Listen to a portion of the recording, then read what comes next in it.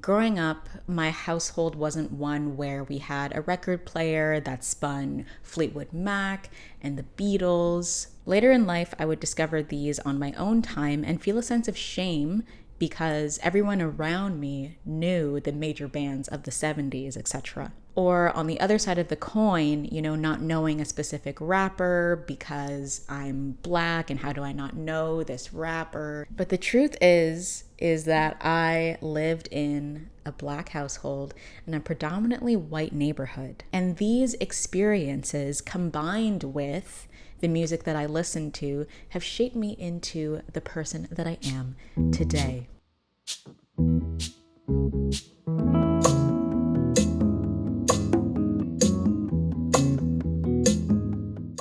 Hey, how you doing? How's it going? If we haven't met already, my name is Tiffany and I'm so happy that you're here. Today we're going to do something special where I talk to you about the albums that I have loved since a very wee bab to, we'll get to where we get to. You'll see. We're in kindergarten. We're learning about the colors and the numbers and shit. We're entering into a time where my life is in shambles. And one of the things that brought me back to earth when I was disassociating was music. As we go through each album, I am going to give you a little blurb about the album. I'll give a source at the bottom in the description. All of it's Wikipedia, just so we're clear. And then I'm going to tell you a little bit about my experience listening to this and my favorite songs. Yay! Okay, so the first album that I listened to, cassette, was The Sound of Music. The Sound of Music is a musical with music by Richard Rodgers, lyrics by Oscar Hammerstein II. The film has 2 acts, and the movie starring the legendary, the iconic Julie Andrews, the voice of an angel. What I love about this cassette tape is that, first of all, my parents went and saw the movie together. That was their first date, allegedly. So that's really special. And this was also my first encounter with the composition of music. When you sing, you begin with do, re, mi. I remember listening to Do, Re, Mi and going to my mom when she was on the toilet, reading a Loeb flyer and performing Do, Re, Mi to her. And she was like, "That's great." Plop. I'd say my top favorite songs would be Do, Re, Mi, obviously. My Favorite Things is a bop. When I listen to these, I feel like I am one of the Von Trapp children, just running in a field with clothing made of curtains. You understand? This soundtrack reminds me that, when the dog bites, when the bee stings, when you're feeling sad, to simply remember your favorite things and then you won't feel so bad. Bars. If you're hearing snoring, it is Kiwi. Now, obviously, this isn't the cure-all, end-all for mental health, but I do remember being a young adult going through a really hard time, and I actually wrote down a list to refer to of my favorite things, like movies that I like to watch, things that I like to do when I'm sad, and that really helped me. We have another soundtrack coming up, and it is the soundtrack of Annie. Okay? Anyone asks you what my favorite musical is, if anyone would ever ask you what my favorite musical is, it's this, okay? God, it really affected me. So this is a film musical, and this one was based on the 1977 Broadway musical by Charles Strauss, Martin Charnin, and Thomas McCann. Okay, so listen. This is the Great Depression. We are sad. We are poor. But there's also the very rich. Nothing has changed. So Annie, the film, the soundtrack has been done many times. I want to, at the top of my head, I want to say maybe 5 times. I have not seen the most recent Annie, but today we're going to talk about specifically the one from 1999 because that is the one that I had on VHS. I understand that this is not the OG Annie, okay, but that is not the one that I grew up watching and listening to. When I would watch this movie, I was fucking 5, okay? But I would have costume changes and I would sing with them, pretending I'm on Broadway and stuff. Good times, good times. So there's a song that Miss Hannigan sings called Little Girls and goes, Little girls, night and day I eat, sleep, and breathe them. I'm an ordinary woman with feelings. I'd like a man to nibble on my ear. Fucking Easy Street. Obviously, we love A Hard Knock Life. It's the hard knock life for us. When Jay-Z remixed that song, it changed my life. You're never fully dressed without a smile. It goes through my body. Next up, we have Banana Phone by Raffi. Banana Phone released in 1994 by Raffi and Michael Kreber, a Canadian icon, Canadian icon. My sources actually told me that the Canada song was actually recorded originally by Canadians' own Stompin' Tom Connors under the title Cross Canada. Canada. Have you ever seen a title more? Written by Bobby Gimby in 1967. So I think this was one of my very first cassette tapes, and this was one where I started to understand the concept of feeling music. And you're probably thinking, but Tiffany, Raffi, the guy who sings ring, ring, ring, ring, ring, ring, ring, Banana Phone, the guy who sings I like to eat apples and bananas. Yes. First of all, this cassette tape or album is not just about Apples and bananas. This album taught me about Canada and the people who lived here first, well before I learned about it in school. Okay, so this next one, there's going to be no audio because I don't have a cassette player. It's called Country Kid by a group called Kids Up. There is very little to no evidence that this actually exists, but I have the physical copy. I think it came out in 1977. I do not have a source for this. I am so sorry. Anytime I tried to search it up on Apple Music, it would say it exists and then it would close. It just doesn't exist on Spotify. But it's basically all nursery rhymes, but in a country style. There's a song that's like, 'cause I'm a country kid at heart or something. Bingo. Bingo was his name-o. So moving on. Now we are in the age range where I'm about 7 to 9 or 10 years old. This is the peak of my album listening, I think. First up, we have Avril Lavigne's Let Go. Let Go is the debut studio album by Canadian singer-songwriter Avril Lavigne, released on June 4th, 2002 by Arista Records. Critics have described Let Go as an alternative rock album with a pop, punk, and post-grunge oriented sound. First things first, this album and then the next album that I will be telling you about, I got into my possession because I had a crush at the time who really liked both of these albums. And so I convinced my mother to get these for me because I needed them. Please stay on the line. He did not want to be with me. And that's okay, because look at me now. My mom and I were at Walmart and I showed her the CD. And I was like, can you please get this for me? She read the back of the album, with the songs on it. And the last song was Naked. And she was like, Tiffany, naked? And I was like, I don't know what the issue is. I'm 8 years old. She's concerned.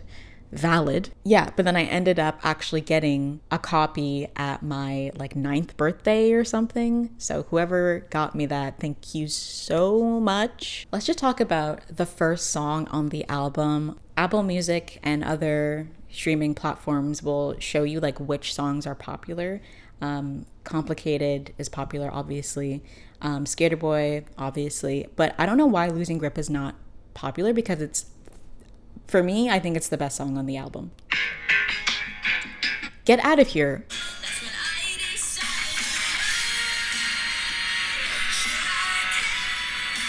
The Rage. Also, I'm With You. The music video, the lyrics heavily inspired one of our songs called Standing. Unwanted is a rap poetry thing. Don't just listen to Complicated and Skater Boy, listen to the rest of the album because it is lovely. Anything But Ordinary specifically reminds me of like the day after a sleepover where like my friend would go home or I would go home and I'd have to be like cleaning up or like unpacking my sleepover bag, and I was just like super sad and everything was messy, and so good, so good. And then we finish off the album with the iconic Naked. I just love this song. It's lovely. So the second album that I got because of my crush that I ended up loving was Shania Twain's Up. Also released in 2002, this is Shania Twain's fourth studio album that she recorded. I know of 2 CDs, a red one, which is like the pop version, and then the green one, which is the country version. Allegedly, there is a blue CD as well, which is in the style of Indian film music, allegedly. Okay, so Up is amazing, Forever and Always, like... Wanna wake up every morning to your sweet face. I don't know if there's anyone who likes this song, but can we just like dance to it together, please? Yeah. Jennifer Lopez, This Is Me, Then. So this album was inspired by her relationship with Ben Affleck, and I think the conjoining of couple names was birthed out of Jennifer Lopez and Ben Affleck's relationship, Bennifer, and then we just kind of ran with it, allegedly. The album title speaks for itself. This is Jennifer Lopez then. It's like J-Lo being like, this is me then. This is the person who I was then. You know, this is me then. This was the beginning of when I would steal albums from my sister's room and then try to put them back before she got back from like work or school or whatever. But most of the time I would forget. And then she would get mad at me and be like, where is my Jennifer Lopez CD?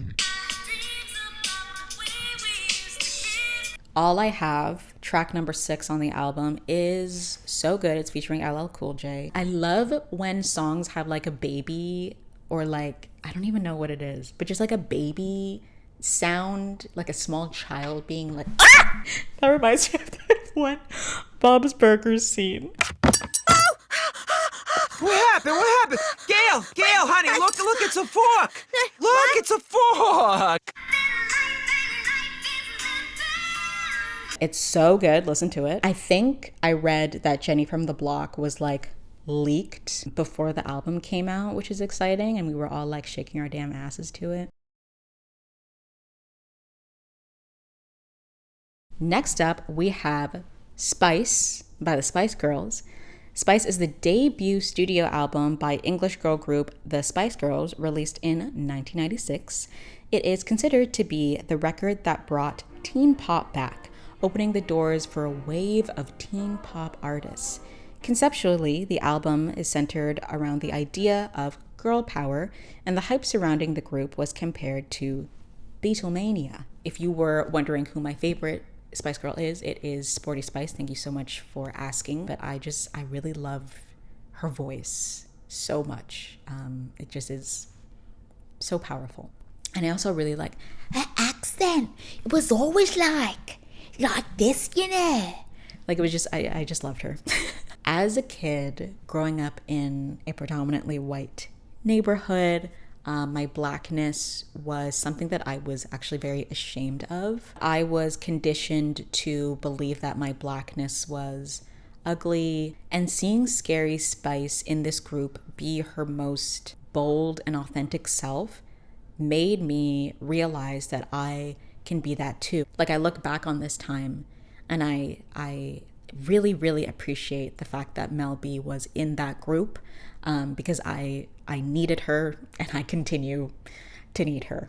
Another CD that I got for my 9th birthday at the bowling alley was the Grammys 2003 album. So from my understanding, this CD is of some of the nominees for the 45th annual Grammy Awards that were held in 2003 at Madison Square Garden. Some of the songs on this album that really resonated with me were Without Me by Eminem.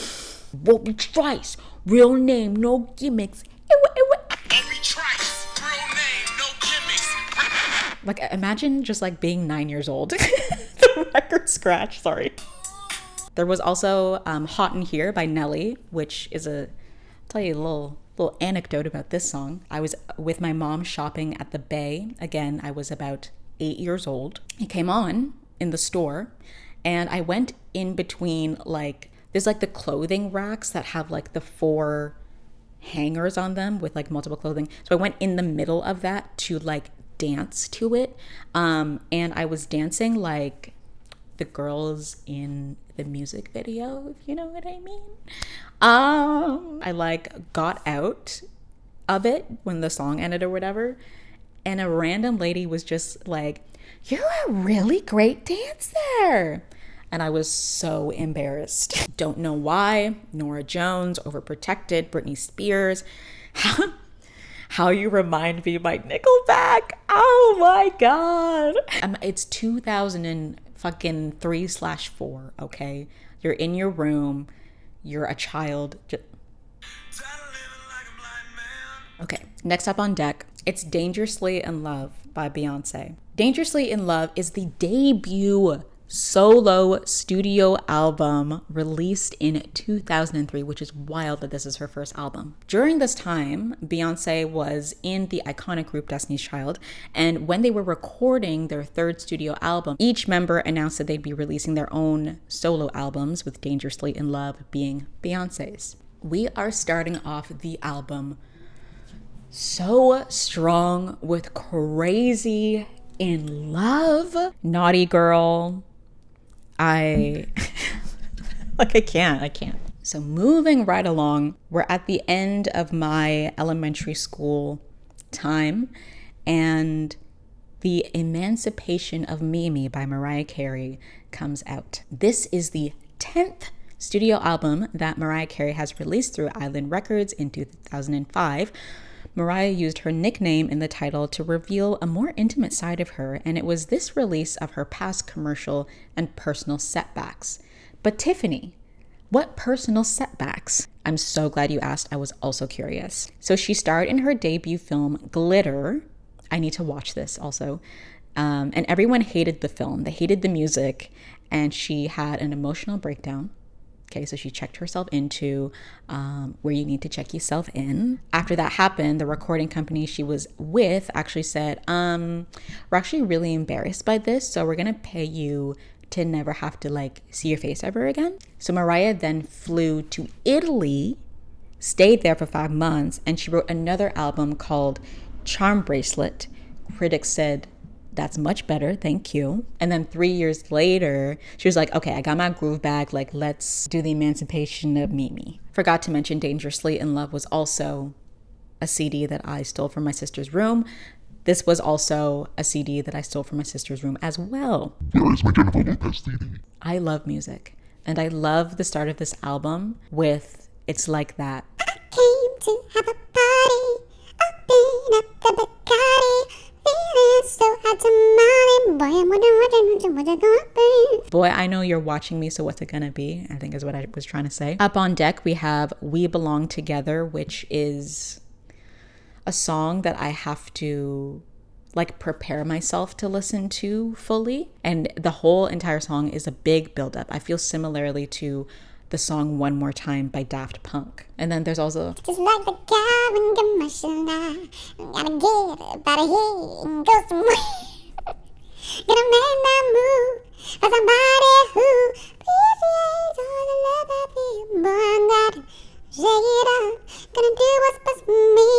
Baby, and that means I gotta shake it up, I gotta. And then we get to this gap in between the age of 12 and 15. So I'm in middle school at this point, because CDs stopped being a thing, for me at least. Like, they were still a thing. I was around when we all downloaded songs from LimeWire and infected our Windows desktop computers. This was the time when we were stealing music. Yes, it was the best of times. It was also the worst of times. So when I was in middle school, I had my first MP3 player. So I know I wasn't buying CDs because, number one, I didn't have a job. And number two, We could just steal music. Music was right at our fingertips, literally. I think this was also the time when I was burning CDs and making mixtapes for myself as well. In 2010, LimeWire shut down, they closed their doors, and this is when the appreciation of the CD came back, for me at least. The emancipation of the CD, if you will. Oof. And the first CD that we enter into this era is Justin Bieber's My World. You know what? I've been doing a lot of apologizing lately for things that I actually don't need to apologize for. And I am thinking of the people who are watching this video who maybe have like an absolute disdain for Justin Bieber. And I'm not going to apologize. This is me then. I'm not going to give you a whole backstory on Justin Bieber.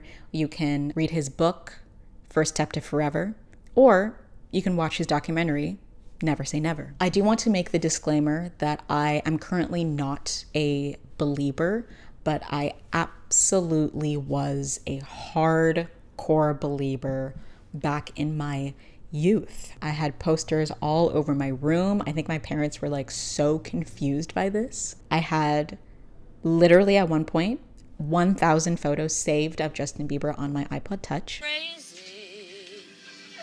So hold my hand and let's get through this next section together. So My World released in 2009. I was the tender age of 15. That summer though, before the release of the album, the single One Time came out and everyone changed. I feel like the release of this album really showed the true colors of everyone. Bieber looked to address a variety of lyrical themes, which he described as songs that teens can relate to and just stuff that happens in everyday life. Once again, we're starting off an album so strong with One Time. If this song came on anywhere, I would stop what I was doing and just twerk. As a 29-year-old, I did listen to the rest of this album and I just laughed. He's just so small. At the time, I remember really liking Favorite Girl, Down to Earth, and Bigger. Bear with me. The following year, JB released My World 2.0, which is like, what is this title? Glad you asked. Because it is a two-piece project, you see. And I mean, this album had like record-breaking success. It was crazy. Album starts off with Baby, a song that we love to hate.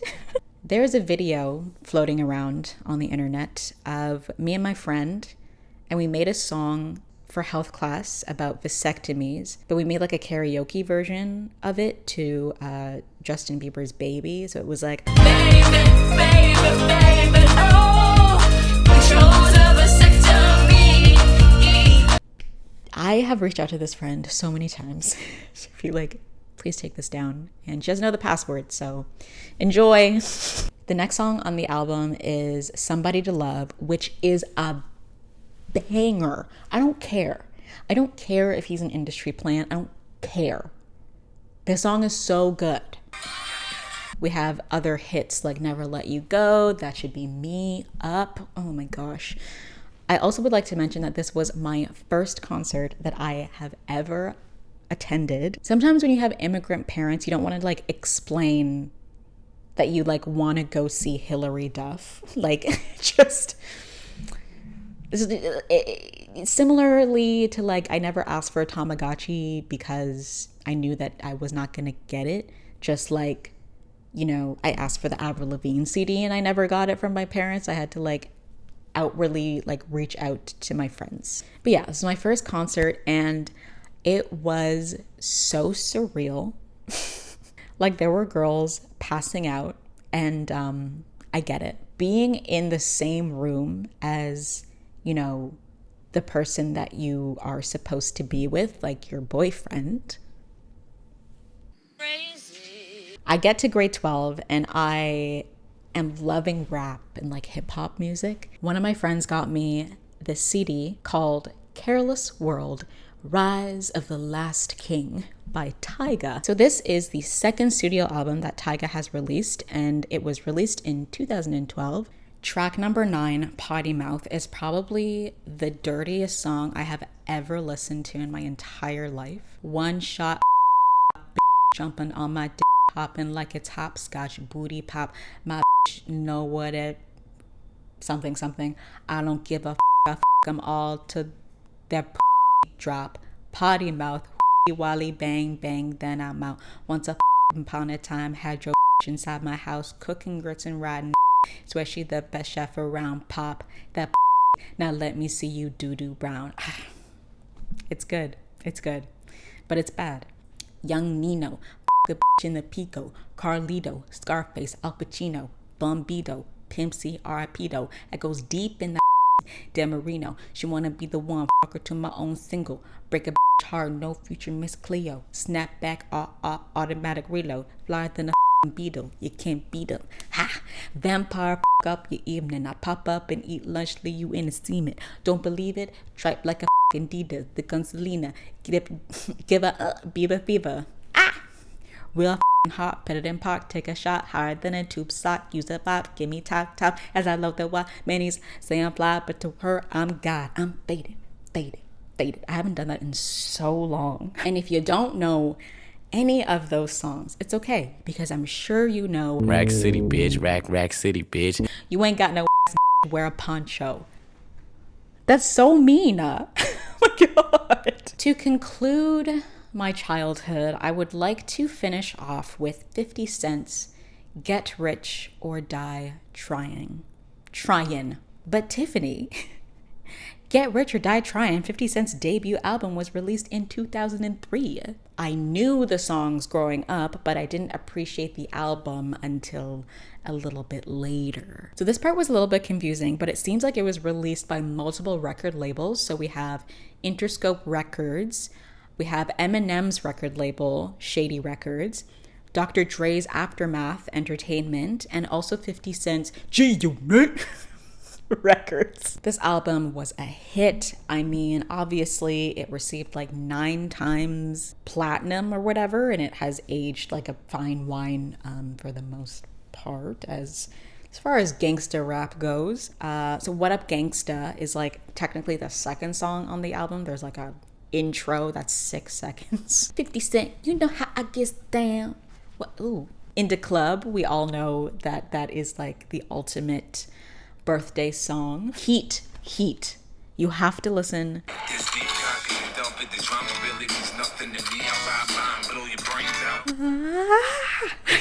That beat is just like violent. So this album really helped me see how rap, it is poetry. Although many times it can be derogatory towards certain groups of people, it is this act of like expressing your emotion through this medium that just like gets to me.